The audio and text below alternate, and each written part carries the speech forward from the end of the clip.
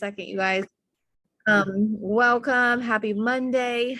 We are going to hand this one over to Karen tonight to lead us and talk about what we're fighting for. I don't really have much else to say. I was just kind of saying, my plans for next week's Zoom is to go over this building a story brand book with you guys. And really, I've actually got a worksheet that I want to be able to give you so that you can, like, on paper, fill it out and get a visual for what it is, what kind of story you're creating for your potentials and your customers in your stories and in your content. But all right, Karen, I'm going to mute myself and let you take it away, love.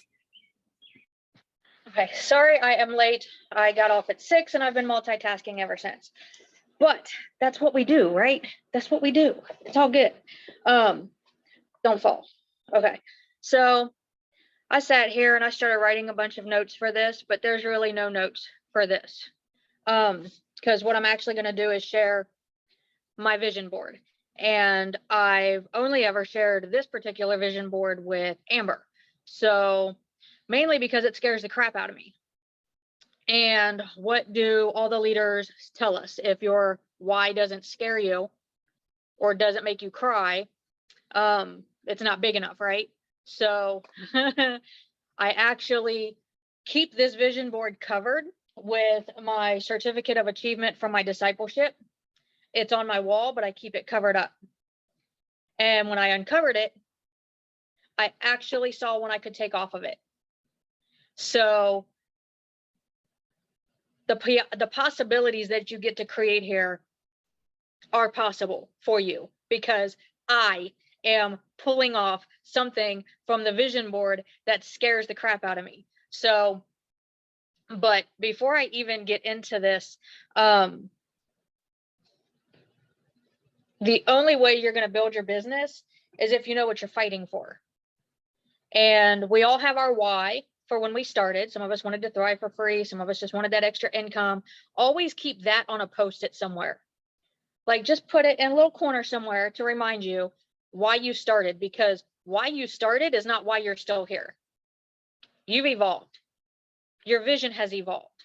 And a lot of people don't understand what a vision is. And I've been reading this book, The Spiritual Leader.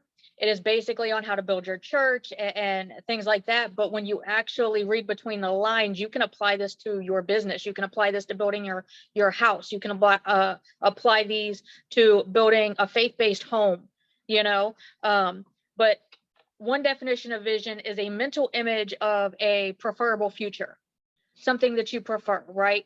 God gives each one of us a gift. A lot of us don't know what that gift is. So we kind of go through life like a fish out of water, just flopping around, trying to find things, right? There's things that we want. There are things that we want from this business. There are things that we want this business to do for us, like financial freedoms, right? We want to be able to just put our bills on auto pay. Like, all right, the bills are going to be taken care of. No problem. I don't have to stress about my bills anymore. That creates so many freedoms for your life, right? You can go downtown Pokemon, going with your kids. You can go to the water park. You can do this because the bills are taken care of automatically. You don't have to sit down at the beginning of every month or at the end of every month and write everything out. That's great. That's a great thing to fight for. I'm not saying don't fight for that. I want you to dig deeper. I want you to dig into something that you never, ever, like, it's going to scare the crap out of you to even say it out loud. So you never say it out loud, right? We put our affirmations on our mirror. We say that in the morning. But if you're not fighting for something that scares the crap out of you, something that you've always deemed to be impossible, like, I'm never going to be able to do something like that, right? Put it on your vision board. That thing that you deem impossible, put it on your vision board. For example, and I'm sharing this with you guys tonight, one of the first things I put on here was to pay for a kid's tuition at school. It's a specific school. It's $5,000 a year. That's actually not a lot for a private school, but it's more than we got, right? Well, when our kids were little, I looked into this school twice. We weren't going to the church at the time. Going back to the church, it's affiliated with the church. I didn't know that at the time, but I wanted our kids to go there. I wanted our kids to have a faith-based education. I wanted our kids to have a solid education. I wanted our kids to have an education and have opportunities and stuff like that, right? So I looked into it twice when the kids were younger, and it was $5,000 a year, and couldn't afford it. But I didn't fight for it either. Like I fought for Texas. I made Texas not just a goal, but a vision. I saw myself in Texas. I didn't know what to expect. I didn't know what was going to happen. I didn't know any of the things, but I knew I was going to Texas. So I put my blinders on and we went to Texas. I put my blinders on and I got my driver's license. I prepared myself to fail, but I still, like, I had to mentally prepare myself to fail because I had always failed at everything else. And I just had to mentally prepare myself. Okay, if I fail, I'm going to be okay. It's going to be all right. I'll do it again.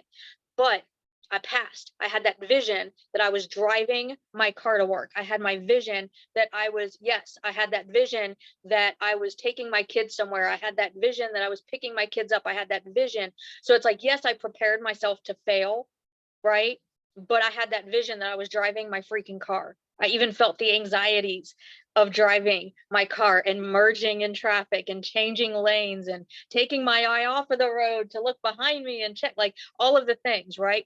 But I passed and I did a happy dance and it was great. Yes, I want my bills on auto pay, but you have to prove your vision through prayer. And I say that because I can't do this business without God. I put God in everything. I don't know how you believe, but I have to put God in everything because I believe God brought me through my depression. I believe God led me here. I believe God opened the doors for me to be where I am today. And I'm not where I want to be at yet because I'm the most impatient person ever. And I'll get to that in a second. But I am where I am today because I didn't give up yesterday, because I didn't stop, because these visions, these that I have for not even my life, there's one for me and I get to take it off. There's one for me and I get to freaking take it off. I did that because we have goals and we have visions, but what you're fighting for is somewhere bigger than that. It is somewhere in the middle of your goals and of your vision. It kind of all wraps up, and it's got to scare the crap out of you. And being able to pay for a kid's tuition in school, that's something. And I'm going to break that down for a second, because whether it's you paying for a kid's tuition to help somebody else, or whether it's you paying off debt, or whether it's whatever. So, okay, that's $5,000 a year, right? Say I took $20 out of each one of my checks. I get paid weekly. Take $20 out of each one of my checks for 4 weeks. Every month, that's $80. That's $80. That's nail salon money. That's, grocery money. That's gas money. That's whatever money you want that to be, right? But that's $20 out of your check. You got to put action behind whatever it is that you're doing, or you're never going to get it done. But at the end of the year, that's $960. Need my calculator for that, but it's okay. That's $960. Can you imagine being able to put that towards your car? Can you imagine being able to put that towards a credit card debt? Could you imagine being able to put that towards that $5,000? That's, and yeah, it's only $960 out of that 5,000, but that's $960 towards that goal, right? So you have to start somewhere. And I talked about that in my live today. You have to start somewhere. It doesn't matter where you start. You just have to start. If it's $5, if it's $10, open up a side account. And I don't know how your bank works, but like with mine, I can literally at my job take so much out of my check, put the rest in the main account, and then put so much in my account, right? Like, you have to start somewhere. You have to write your vision down. And I'm going to say something. I don't put my husband in my vision. I don't put my husband is not on my vision board. That doesn't mean he's not here, you know what I mean? But when you add someone to your vision that you have for what you're fighting for, you place expectations on that person. You expect them to feel the way you feel. You expect them to react the way you react. You expect them to succeed the way you're succeeding. You can't add someone to your vision board. But you can write down your vision and what you want, and you can ask them what their vision is and what they want. And while you're fighting for yours, maybe they are added in it somehow. Maybe because you're fighting for yours, maybe because you're winning in yours, maybe because you're succeeding in yours, that's going to open a door for them to go for theirs. Right? It's like, because I'm creating this possibility, these freedoms for our life with Lavelle, with Thrive, my husband gets to go and believe that he can go do his dream now. Right? He now believes he can go do what he loves to do instead of sitting in a cubicle all day. You know what I mean? So because you're creating freedoms and possibilities for your life, that person that you want to be with you can be with you, but they have their own vision, they have their own dreams, they have their own goals. So don't, when you're writing your visions down, don't add people in your visions with you, because it just adds expectations. And what happens when we put expectations on things and then they don't pan out the way that we want them to? We fail, right? Like, it doesn't turn out the way we wanted it to, and we're like, well, why am I doing this? You know what I mean? So it's okay that my husband's not completely thriving with me. It is okay that my husband does not want to be a promoter and, post on social media and all of the things. It's okay, right? That's not his jam. That's not his vibe. Something else is. But because I'm over here creating freedoms and possibilities and believing that we can actually do things now, he's believing that he can actually do things now too. He's going to church with me now too. The kids are going to church with me now too, right? The kids have been baptized. The kids have gone through the discipleship. He's gone through discipleship. Things are happening because we started making the moves. God started making the way. So just paying for a kid's tuition is one thing. I want to help other women build their confidence, because I never had confidence until now. And I build it a little bit more every single day. It's always that journey, right? But I want to help other women build their confidence so that they can lead in and build their homes. Not like go build a house, but like build in their homes, because maybe their marriage is broken. Maybe their relationship with their kids is broken. Maybe a relationship with their siblings is broken.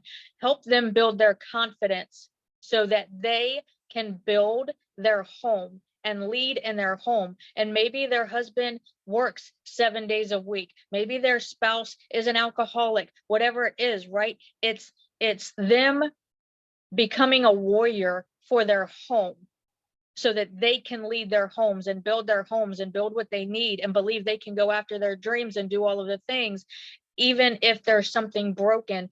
Help them build their confidence so they can fix it. That's what we get to do here. That's what all of these trainings have done for me. So I want to be able to do that for somebody else.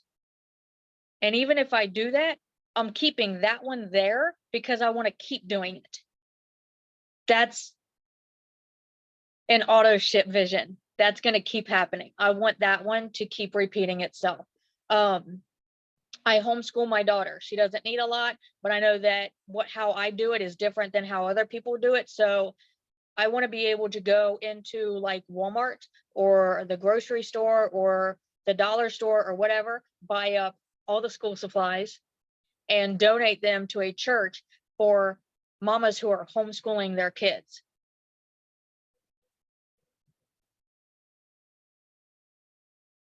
Because it's not like the school's going to supply homeschooling school supplies, right?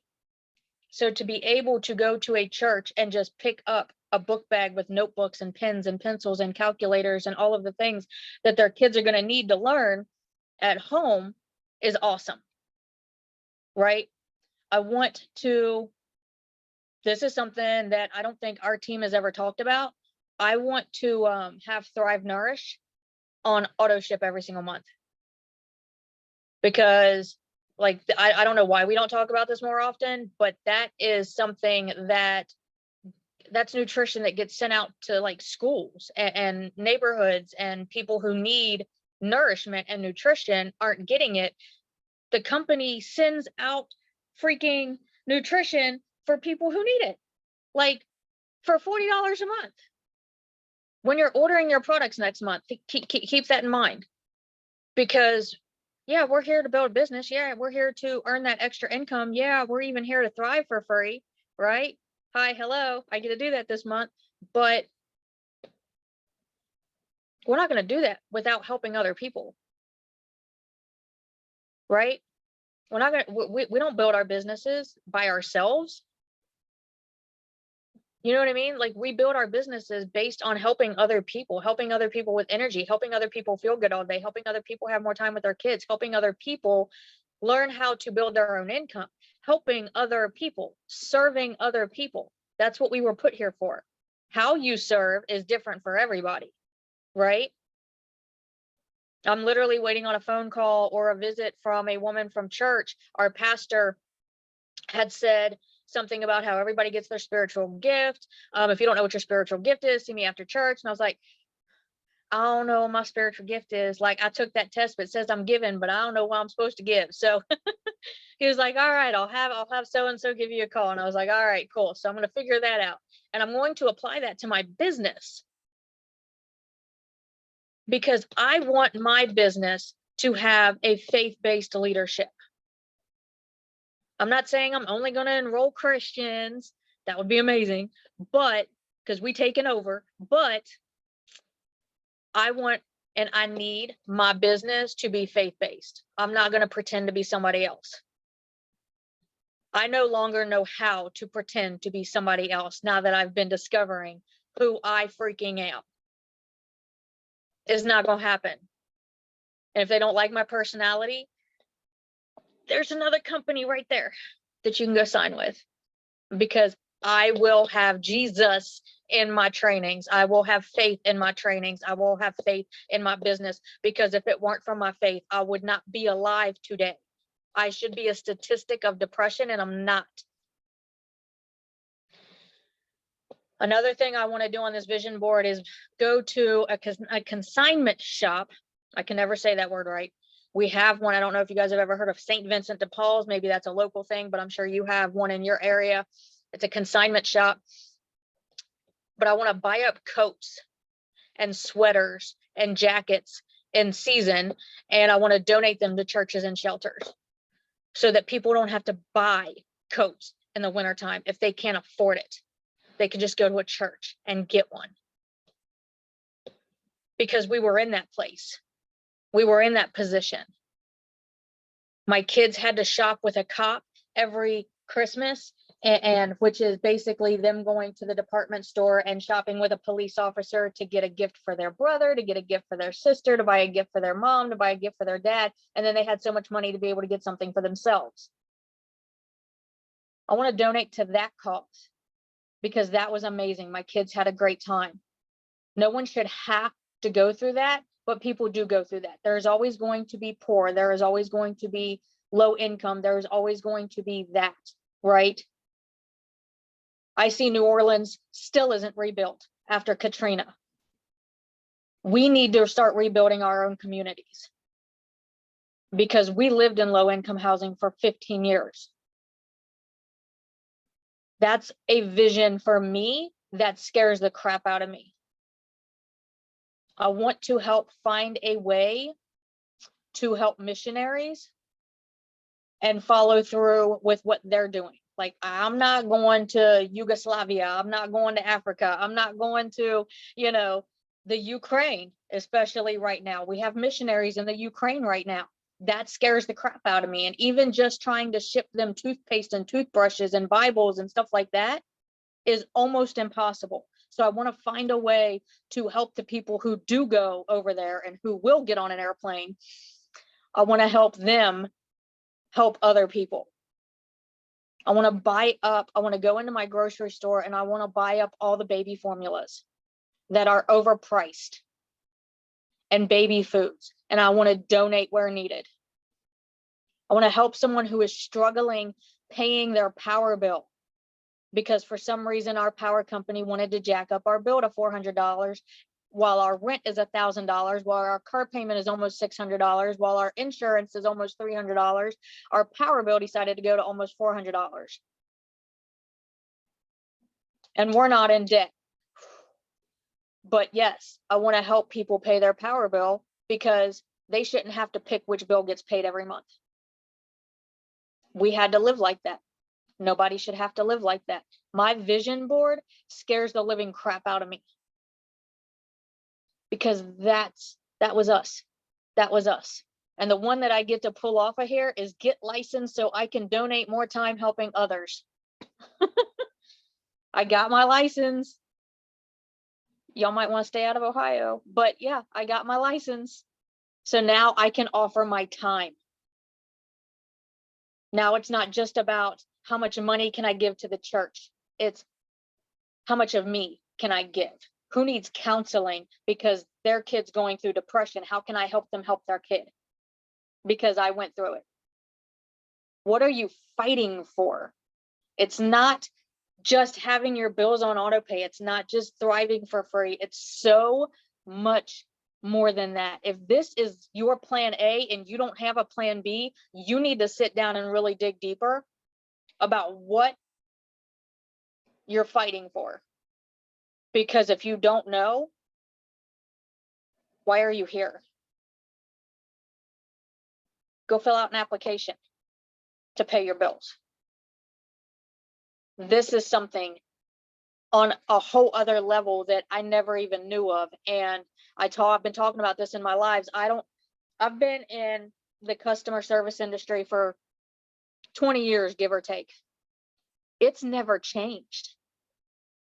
The customer service industry has never changed. It's not evolved. I've learned nothing new. I've never been a shift leader. I've never been a manager. I've never grown in the company. They've never taught me anything. They've never shown me anything new. It's the same thing in every one, whether it's a restaurant, whether it's a gas station, whether it's a department store, it's the same thing. Girl, I will drive to Louisiana. I will drive there. I swear. I drove to Texas. I'll do it. But it's literally the same thing. Like, there's been no change in the customer service industry. That's sad, because it's not even about the customer anymore. It's not. And they're replacing us with machines, and they're incorporating their policies and just going with what the world's doing. That's all they're doing. They don't actually care about their employees. I have a manager right now where all the other managers in the district got a raise except for him. My store is only allotted 200 hours for their employees when it's a 24-hour store, and 100 of those hours go to 2 of the managers. It's never changed since I've started. This is customer service, yes, but this is a different kind of service. This allows me to help other people on a whole other level. This allows me to help people as me, without a script, without somebody telling me how to do it, when to do it, what time to do it, what to say to do it. This is what we want you to upsell this week. I don't want to upsell that week. I don't like that product. I don't want to upsell energy drinks. I don't want to upsell energy drinks. You know what I mean? Like, I don't believe in the products that I sell, but I have to work there to help pay my bills for now. But I'm fighting for so much more. I am fighting for someone else. I am fighting for something bigger. I'm fighting for something that doesn't even have to do with me, because I know that me helping them, me helping that kid get to school, helping that mom have her kid have an education,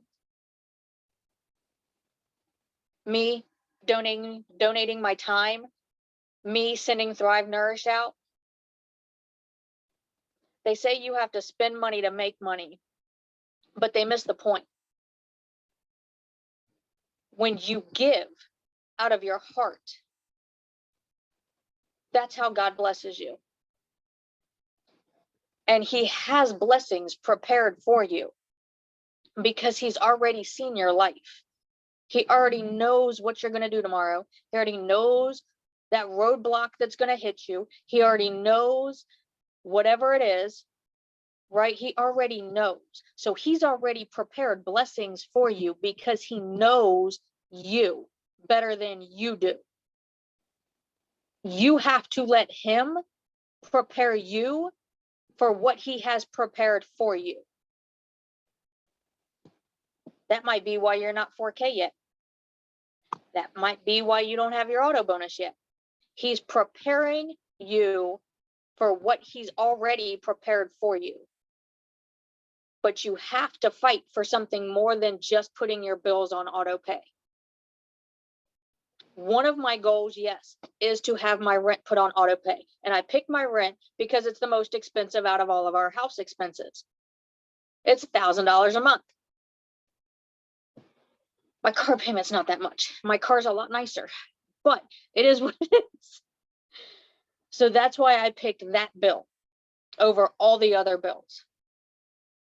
All the other expenses, I picked that one because it's the most. Because that one scares the crap out of me. To be able to put that one on auto pay, I can put whatever I want on auto pay. I know in the training last night, Amber said, start with the smallest debt that you have and pay that off. That's a great idea. If you're paying off debt, that's an awesome idea. Start with the smallest one. We don't have debt, but we do have bills every single month, and they're big ones. So I picked the biggest one out of all of them. I picked the Goliath bill, and this is my slingshot. I don't have a plan B. I don't have a plan B. This is my plan A, and I don't know how it's going to pan out. I don't know how it's going to work out. I know I'm going to wake up every day and I'm going to read my Bible and I'm going to do my devotion, or I'm going to listen to my church service, and then I'm going to get into a chapter of the next book that I'm reading. And then I'm going to work my business. And I'm going to comment on posts, and I'm going to see if I can help anybody. And I'm going to try to do some reach outs if anybody asks for help. And I'm looking for those people that I can help. I'm not just scrolling and leaving comments. I'm looking for people I can help, whether it's with Thrive, whether it's with mental health, whether it's with whatever it is. I'm looking for people I can help. I'm not scrolling through everybody's comments. That's a good idea, is to grow your network, but that's a whole other training. When I'm doing my engagements, I'm looking for people I can help, and it doesn't matter what I can help them with. If I can help them with something, whether it's Thrive and feeling good all day, or it's they're talking about ending their life, I'm in their inbox and praying they message me back, because I've been there. Because this leadership that God led me to has helped me build my confidence, has helped me build courage to talk about my depression. Coming from an era that didn't talk about mental health, coming from an era that didn't ask for help. Hi, I need help with energy. Amber sends me a sticker in the mail. Okay. That changed my freaking life. That sticker gave me hope that something worked for me when I thought I was a lost cause because nothing else was working, and I thought I did too much damage to my body with cigarettes, with alcohol, tequila, with junk food, with drive-thrus, with sugar, with cakes, with donuts. Y'all, I haven't had a donut in over 2 years, okay? I have not had a donut in over 2 years because I'm motivated to live better, because I feel good all day. I just signed with a trainer. Your girl's going to the gym because I have a vision, because I have goals, because I'm fighting for something bigger than me.